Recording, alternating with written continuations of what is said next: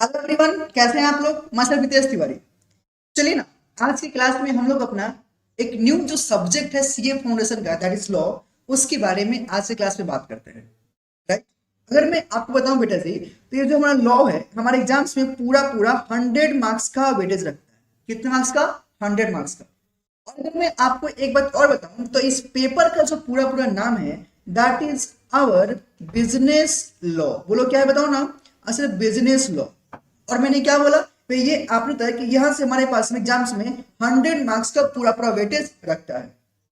भैया ये सब तो ठीक है, मेरे मन में कुछ सवाल आ रहा है। हम बोले अभी पढ़ाने तो दो, तब सवाल लेके आना। बोले हाँ भैया तुम ही बोलो, बताओ। सबसे पहले बात करते हैं कि ये जो भैया आपका लॉ है, आंसर है हाँ जी। इस लॉ का मीनिंग क्या होता है? What is law? अगर आपसे कोई पूछे लॉ क्या होता है तो क्या बोलोगे? तो मैं अगर आपको बहुत सिंपल लैंग्वेज में बात करूं ना, तो मैं बोलता हूं law means to set of the rules and regulations. बोलो क्या बोलेंगे? टू सेट ऑफ, इधर इधर, to set of the rules and regulations. To set of the rules and regulations किसके लिए? तो बोलता है for the civilised society. For the civilised society. For the civilised society वे किसके लिए? तो बोलता है to maintain peace and harmony. To maintain peace and harmony. थोड़ा समझते हैं इसको अच्छे से। मैंने बोला लॉ का मीनिंग क्या है? Way to set up the rules and regulations. क्या है? Rules and regulations. राइट। ये मतलब जो टेक्निकली जितना भी रूल्स और रेगुलेशंस किसी भी चीज में लगाया जाता है वही मेरा लॉ है। आंसर है हाँ। वे नॉर्मली बनाते क्यों है? तो मैंने बोला कि ताकि सिविलाइज सोसाइटी, जिस समाज में लोग रहते हैं ना, वहां पे अच्छा से पीस एंड हार्मोनी, शांति बना रहे। आंसर है हाँ। भैया अगर ये लॉ नहीं हो तो मतलब प्रॉब्लम हो सकता है क्या? अरे बहुत सारा प्रॉब्लम हो सकता है बाबा। भाई कैसे? सोचो ना, अगर लॉ नॉर्मली नहीं रहे तो सबके मन में अलग अलग फीलिंग आती है। अब मेरे मन में आ रहा है इसको गोली मारना है, लिया नीचा, कहानी खत्म। क्या मैं ऐसे कर सकता हूँ क्या? भैया अभी तो आप ऐसे नहीं कर सकते। क्यों? क्योंकि आपको ही पता है कि अगर आपने किसी का मर्डर किया ना, तो आपके पीछे पुलिस पड़ जाएगी, आपको जेल जाना होगा, और क्या पता आपको उम्र कैद या फांसी भी हो सकती है। अरे बोलो हाँ कि ना। तो इस बात का मुझे डर है कि नहीं है? आंसर है हाँ। कि अगर मैंने कोई भी काम जो लॉ मना करता है कि मत करो ये सब चीज, अगर मैं करता हूं तो उसके लिए मुझे पनिश किया जाएगा। राइट। तो इस कारण से लॉ की बहुत सारी दरकार पड़ती है। अगर लॉ नहीं रहे ना, आप लोग ही देख लो ना कि अगर मैं, आप लोग जो क्लास में बैठे हुए हो प्रॉपर्ली जो मेरा बात सुन रहे हो, सोचो ना अगर मैं यहाँ पे पूरा कुछ भी रूल्स रेगुलेशंस नहीं रखूं, तब तो यार आप लोग क्लास में पता नहीं क्या क्या करने लग जाओगे। समझ रहे हो ना मेरे बात? राइट। तो ये भी चीजें हैं, क्योंकि मैंने क्लास में रूल्स लगा रखे हैं ना कि देखो भाई साहब कि अगर आप क्लास कर रहे हो तो यहाँ पे कोई मोबाइल फोन यूज नहीं करोगे, आपस में बातचीत नहीं करोगे, बातचीत मुझसे करोगे। मेरे पास समझ लो, तो ये भी नॉर्मली क्या है? Rules and regulations. राइट। क्यों? ताकि शांति से सारा चीजें मैं आपको समझा पाऊं, मैं आपको दे पाऊं। राइट। तो लॉ क्या होता है, क्या ये आप लोग समझ पाए?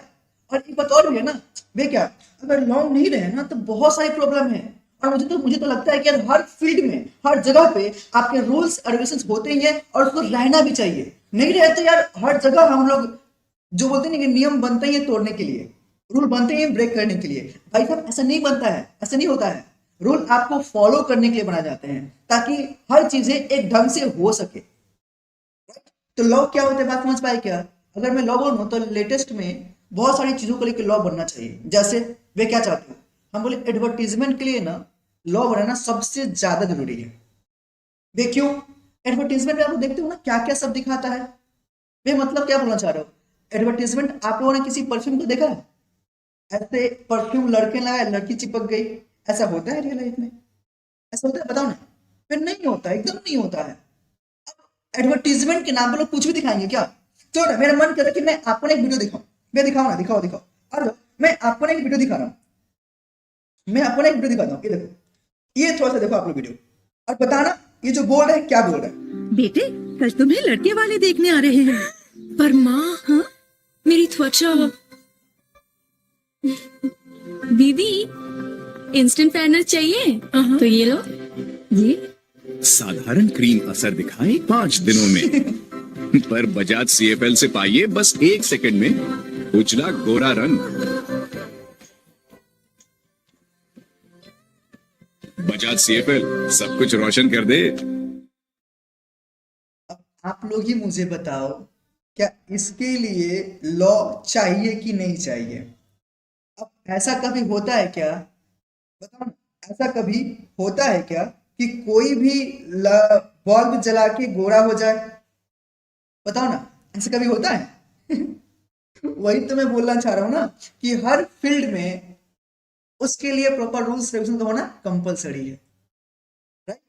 अब मेरे मन में दूसरी बात भैया, क्या ये बताओ लॉ बनता कैसे? तो सुनना, लॉ बनता कैसे थोड़ा ध्यान समझ भैया। क्या देखो, जब कोई भी लॉ बनाते हैं ना, तो लॉ बनाने से पहले उसके पीछे का प्रॉपर कुछ प्रॉब्लम्स होता है, कुछ रीजन होता है, तब जाके लॉ बनता है। जैसे मैंने अभी आपको दिखाया एडवर्टीजमेंट वाला वीडियोस, तो इसे आपको क्या दिख रहा है कि कुछ भी दिखाओगे तुम जनता को मूर्ख समझ के तुम रखो क्या कि भाई जनता बेवकूफ है आपका, कि तुम जो भी दिखाओगे देख लेगा, जो बोलोगे मान लेगा? ऐसा तो नहीं होता ना, ऐसा नहीं है, ऐसा एकदम भी नहीं होता, राइट? तो सोचो, उसके लिए प्रॉपरली रूल बनाया जा सकता है, तो फिर कैसे बनाएंगे ये तो बताओ। चलो बताता हूँ। देखो, सबसे पहले क्या होता है ना कि अगर हमारे देश की बात करें तो हमारे देश में पता है ना कि एक प्रॉपरली कैबिनेट मिनिस्ट्री बैठती है।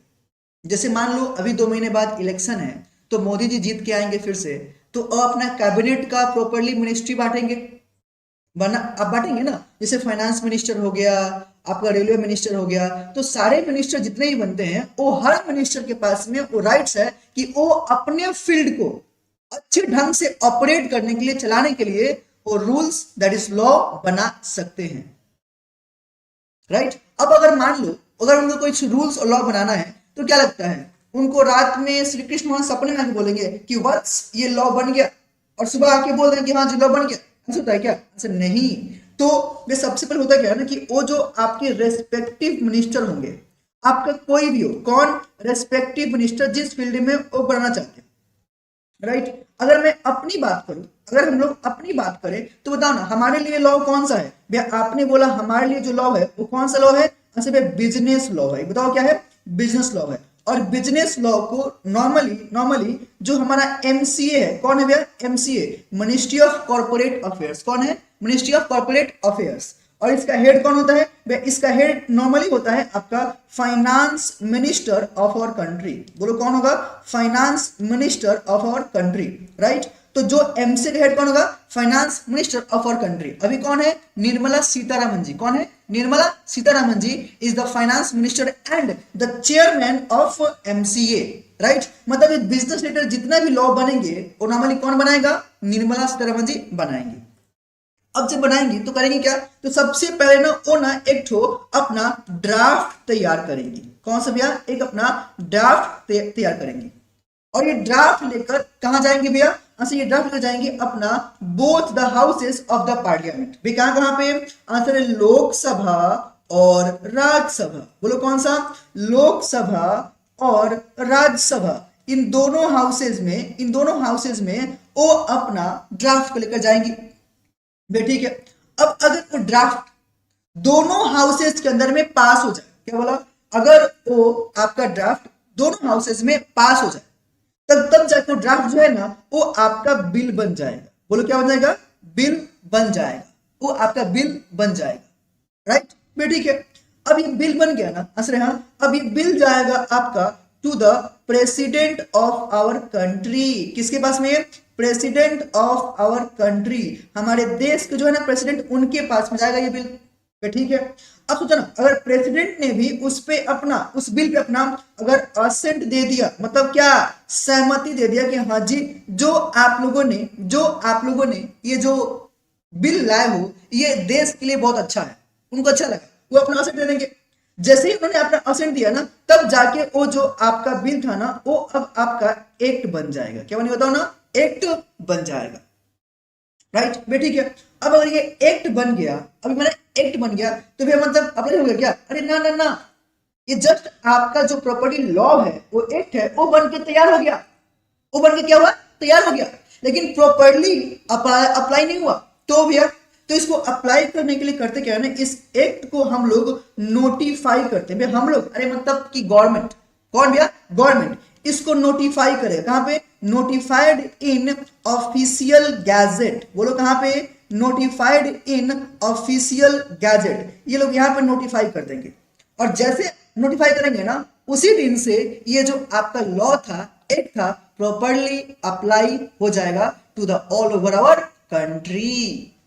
अच्छा भैया, मतलब हमारा जो एक्ट बनता है वो एक बार में नहीं बनता, आंसर एकदम भी नहीं भैया। रेस्पेक्टिव मिनिस्टर आएंगे, राइट। तो हमारा कौन सा लॉ है, बिजनेस लॉ।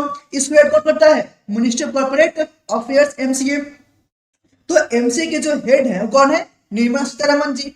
उनको अगर कोई भी लॉ बनाना है बिजनेस रिलेटेड तो एक ड्राफ्ट रेडी करेंगी। आंसर है हाँ। ड्राफ्ट कहां जाएगा, आंसर है both the house of the क्या, पार्लियामेंट, लोकसभा और राज्यसभा। एक बताओ, जब लोकसभा राज्यसभा में जब ये आपका आएगा ना, कौन सा, ये जो आपका ड्राफ्ट, तो अगर कोई भी चेंजेस करना हो और कोई भी यहाँ पे अल्टरेशन करना हो, क्या बोला मैंने, अच्छा कोई भी अगर मुझे यहाँ पे अल्टरेशन करना हो, चेंज करना हो, जैसे मान लो निर्मला सीतारमण जी ने कोई ऐसा क्लॉज डाला जो बाकी मेंबर्स को अच्छा नहीं लगता, बोले कि नहीं नहीं ये हटा दो, ये पब्लिक अच्छा नहीं है, तो उसको रिमूव करना पड़ेगा ना। आंसर है हाँ। कुछ मेंबर बोले सुनना ये क्लॉज और डाल दो, ये अच्छा है, तो उनको वो भी डालना पड़ेगा। मतलब कि कोई भी उस ड्राफ्ट के अंदर में एडिशन या सब्ट्रैक्शन, एडिशन या सब्ट्रैक्शन ये आपका हो सकता है। बोलो कहां पे, इन दोनों हाउसेस में, लोकसभा और राज्यसभा में। बेटा ठीक है। अब मैंने क्या बोला, अगर दोनों हाउसेस से पास हो गया, एमएलए और एमपी, समझ रहे हो ना, अगर दोनों हाउसेस से पास हो गया, उन्होंने वोट कर दिया फेवर में, तो वो क्या बन जाएगा, बिल बनेगा। और बिल कहां जाएगा, प्रेसिडेंट ऑफ आवर कंट्री कौन है अभी, बताओ ना कौन है, द्रौपदी मुर्मू, हाँ कि ना। और द्रौपदी मुर्मू से अगर अपना असेंट दे दिए तो मैं क्या बन जाएगा, एक्ट बन जाएगा। और एक्ट बनने के बाद में it will be notified in कहां पे, ऑफिशियल गैजेट। अब पता है बात भैया, ऑफिशियल गैजेट क्या होता है, बताओ ना, ऑफिशियल गैजेट क्या होता है, व्हाट इज ऑफिशियल गैजेट। तो सुनो, ऑफिशियल गैजेट का मतलब एक अगर बात करें ना, तो ये जो गवर्नमेंट का न्यूज़पेपर है जिसमें उसको प्रॉपर्ली पब्लिश किया जाता है, राइट। अगर वहां पे वो आपका पब्लिश हो गया मतलब प्रॉपर्ली एप्लीकेबल भी हो जाएगा। अगर मैं बोलूं ना तो आपके सामने एक लॉ बना भाई साहब, आपके सामने बना, वे कौन, CAA, सुने हो नाम, नाम तो सुना होगा, CAA, CAA, अरे अच्छा यहाँ लिखो, CAA कौन सा, सिटीजनशिप अमेंडमेंट एक्ट बना ना। सोचो ना, अगर इसका एक्ट बनने की बात करें तो ये तो 2 साल पहले एक्ट बन गया था, याद है, कोरोना के टाइम पे बहुत सारा प्रॉब्लम क्रिएट हुआ था, याद है, शाहीन बाग। आपको मैं पूरा बात नहीं बोल रहा हूँ बट आप लोग शायद कनेक्ट कर पाएंगे, राइट। अगर आपको नॉर्मली याद भी हो तो सुना, ये पहले CAB बोल के प्रोटेस्ट शुरू हुआ था, नो कैब नो CAA। मतलब जैसे ही ये आपका हाउसेज में गया था ना लोकसभा में, तभी से प्रोटेस्ट स्टार्ट हो गया था। लेकिन फिर भी उसमें जो मेंबर्स थे उन्होंने उस पर असेंट दे दिया, बिल बन गया और प्रेसिडेंट ने साइन भी कर दिया, तो मेरा वो एक्ट प्रॉपर्ली बन गया था। तो इतने दिन से अप्लाई तो हुआ नहीं था, राइट, लेकिन अभी तो अप्लाई हो गया ना। आंसर है हाँ। मतलब कौन था, ये जो आपका CAA है, it has been properly notified in official gazette, right. तो लॉ कैसे बनता है, लॉ क्या होता है, क्या ये आप लोग यहां तक मेरे बात समझ पाए क्या, जल्दी बोलो ना, क्या आप लोग यहां तक मेरा बात समझ पाए क्या, राइट। तो क्या मैं आपके साथ में थोड़ा सा और बात करूं क्या, बे हाँ भैया बात कर लो। क्या मैं इस चीज को प्रॉपर्ली लिखवा दूं क्या, हाँ भैया बात कर लो। बे कैसे, तो थोड़ा सा मैं आपके पास में ना एक एग्जाम्पल लेना चाहता हूँ। बे क्या, थोड़ा सा एक बात और समझो ध्यान से, क्योंकि आप लोग के थोड़ा समझना अच्छी बात है, जितना ज्यादा समझोगे उतना आपके लिए अच्छा रहेगा। भैया बोलो क्या, सुनो ध्यान से। मैंने बोला कि लॉ बनाने के लिए क्या होगा, सबसे पहले अभी प्रॉब्लम्स अराइज होगा, राइट, प्रॉब्लम्स अराइज होगा। प्रॉब्लम्स को नॉर्मली सॉल्व करने के लिए उससे रिलेटेड हम लोग कुछ रूल्स बनाएंगे, और वही रूल्स पार्लियामेंट में अगर पास हो गया तो मेरा क्या बन जाएगा, प्रॉपर्ली एक्ट। चलिए यहां तक बात समझे तो मेरा। चलिए तो मैंने क्या बोला कि अगर कोई भी लॉ कैसे बनेगा मैंने बात कर लिया। अब थोड़ा सा एक काम करते हैं भैया, ये तो लॉ क्या होता है कैसे होता है हमने बात कर लिया। अब मेरे मन में एक बात और है भैया, जब मैं लॉ बोलता हूँ तो होता है लॉ में क्या क्या चीज आती है, तो सुनना, ये जब मैं लॉ बोल रहा हूँ ना बेटा, तो लॉ में सिर्फ और सिर्फ ये आपके एक चीज नहीं आता, तो इसके अंदर में बहुत सारे एलिमेंट्स हैं जो रहते हैं भाई। कौन कौन सा, अगर बात करो तो एक्ट लॉ के अंदर इंक्लूड है। अगर कोई भी आपके रूल्स हैं वो भी कहाँ आता है, आंसर है लॉ के अंदर में आता है। अगर कोई भी आपका रेगुलेशंस है, कोई भी क्या है आपका रेगुलेशंस है, ये भी कहाँ आएगा, लॉ के अंदर में आएगा। अगर कोई भी आपका ऑर्डिनेंस है वो तो क्या है भैया, अगर ऑर्डिनेंस है वो भी कहाँ आएगा, लॉ के अंदर में आएगा। अगर कोई भी आपका ऑर्डर है, क्या है, ऑर्डर है, ये भी कहाँ आएगा, लॉ के अंडर में आएगा, राइट। तो अगर मैं बोलता हूं act, rules, regulations, ordinance, order, ये सब क्या है, वे सारे लॉ के पार्ट हैं, सारे लॉ के पार्ट हैं। अगर मैं आपसे पूछूं बताऊं ना, तो एक्ट बड़ा कि लॉ बड़ा, क्या बोलोगे भैया, लॉ बड़ा होता है, एक्ट छोटा होता है। एक्ट क्या है वह, एक्ट नॉर्मली एक ह्यूज, एक बड़ा लॉ का थोड़ा सा पार्ट है, राइट भैया। ठीक है भैया, मेरे मन में एक बात आ रहा है क्या, ये जो आप एक्ट बोलो, ये एक्ट नॉर्मली कहाँ बनेगा, असल पार्लियामेंट में। अभी भी तो मैंने बात किया, बोलो कहाँ बनेगा, पार्लियामेंट में बनेगा भैया। रूल्स नॉर्मली कौन बनाता है, असल रूल्स नॉर्मली ये आपका सीजी बनाता है। सीजी मतलब कौन, सेंट्रल गवर्नमेंट बनाएगा, बोलो कौन बनाएगा, सेंट्रल गवर्नमेंट बनाएगा बे। ठीक है, अगर मैं बात करूं आपका रेगुलेशंस, कौन सा भैया, आपका रेगुलेशंस, ये भी कौन बनाएगा भैया, सीजी बनाएगा। अगर मैं बात करूं आपका ऑर्डिनेंस, तो ऑर्डिनेंस कौन पास करता है, तो आंसर है प्रेसिडेंट। कौन बोलो ना, आंसर प्रेसिडेंट विल पास क्या, ऑर्डिनेंस भैया। ऑर्डर, तो आंसर है ऑर्डर जो बनाता है, ऑर्डर जो पास करता है, दैट विल बी क्या, आंसर है एडजुडिकेटिंग अथॉरिटी। कौन, adjudicating authority will pass the order, right. तो ये सारे टर्म्स हैं जो लॉ के अंदर में आता है। तो मैंने अभी बस आपको इतनी सी बात बताया कि आखिर लॉ क्या होता है, लॉ बनता कैसे है, और लॉ में क्या क्या एलिमेंट आते हैं। अब थोड़ा सा अगर मैं अपनी बात करूं, हमारे सिलेबस की बात करूं, अपने बिजनेस लॉ की बात करूं, तो उसमें हमारे पास में पूरा पूरा 7 एक्ट्स हैं जो हम लोगों को कवर करना है, पढ़ना है। कितना, 7 पॉइंट्स है, ऐसे बोल दो, जो हम लोगों को पढ़ना है भाई। कौन कौन सा, तो अगर मैं आपके साथ में बात करूं हमारे सिलेबस को लेकर, कौन सा, हमारे सिलेबस को लेकर भाई, क्या सिलेबस में है।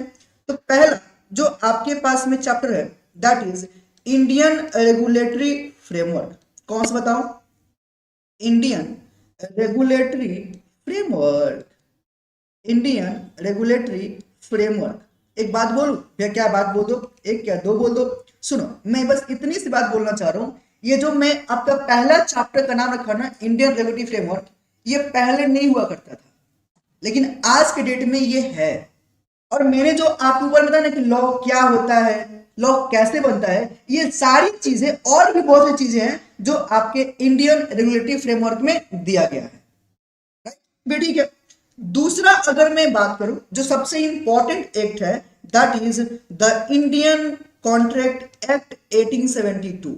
कौन सा भैया, द इंडियन कॉन्ट्रैक्ट एक्ट 1872। कौन सा, द इंडियन कॉन्ट्रैक्ट एक्ट 1872 जो आपका एक्ट है। दूसरा सबसे इंपॉर्टेंट, ध्यान रखना, हमारे एग्जाम्स में मार्क्स वाइज भी सबसे ज्यादा इंपॉर्टेंट यही एक्ट रहने वाला है। कौन सा, इंडियन कॉन्ट्रैक्ट एक्ट 1872। ठीक है, तीसरा जो आपका एक्ट है, that is the sale of goods act 1930। कौन सा बताओ, the sale of goods act 1930। चौथा जो आपका एक्ट है जो सिलेबस में हमारे है, that is the partnership act 1932। कौन सा, द पार्टनरशिप एक्ट 1932। ठीक है, पांचवा जो हमारे सिलेबस में एक्ट है वे कौन सा, that is the limited liability partnership act. बोलो कौन सा, the limited liability partnership act 2008। कौन सा, 2008। ठीक है, जो 6 नंबर जो हमारा लॉ है जो बात करता है, that is the companies act 2013। The companies act 2013 ये हमारा सबसे इंटरेस्टिंग, और जो कंपनीज एक्ट है ना बेटा, ये आपको आगे के लेवल पर भी पढ़ने को मिलेगा। यहाँ पे तो बहुत बेसिक बेसिक बात किया गया है, लेकिन जो डीप इसका स्टोरी है ना, वो लोग कहाँ पे है, सीए इंटर में। ठीक है ना, ठीक है। एंड द लास्ट चैप्टर जो हमारे पास में दिया हुआ है, that is the negotiable instrument act. The negotiable instrument act 1881। कौन सा, निगोशिएबल इंस्ट्रूमेंट एक्ट 1881। ये नॉर्मली हमारे पास में कितना है, बस 7 चैप्टर्स हैं, या 7 एक्स बोल दो, एक्स तो नॉर्मली 6 ही है, एक्स कितना है 6 है, और ये तो बस बताता है कि भैया आखिर लॉ को कैसे बनेगा और क्या क्या प्रोसीजर है, इसमें और भी बहुत सारे टर्म्स है जो लेकर बात करता है, राइट। तो this is the syllabus and introduction of the our law syllabus, right. अगर मैं थोड़ा सा और बात करूँ ना, तो देखो ना, ये जितना भी आपके पास में एक्स और जो इंट्रो दिख रहा है ना, एक्चुअली क्या है ना कि ये सारी चीजें हमारे प्रैक्टिकल लाइफ पे अप्लीकेबल होता है। आप लोग डे टू डे इसका अप्लाई करते हो, मेरे पास समझ लो, डे टू डे इसका अप्लाई करते हो, राइट। तो ये सारे एक्शन मैं आज की क्लास में बस इतना ही रखता हूँ। नेक्स्ट क्लास में हम लोग मिलेंगे और इंडियन रेगुलेटरी फ्रेमवर्क, कौन सा, इंडियन रेगुलेटरी फ्रेमवर्क, इसको लेकर हम लोग और बात करेंगे, राइट। जो टेक्निकली जो मैंने बहुत सारा बात कर लिया, लेकिन बहुत सारा बात मुझे करना बाकी है, राइट। लेकिन बस आज के लिए इतने रखते हैं, छोटा छोटा वीडियो देखो, आप लोग के लिए अच्छा रहेगा। फिर मिलते हैं next day, till then take care and bye bye.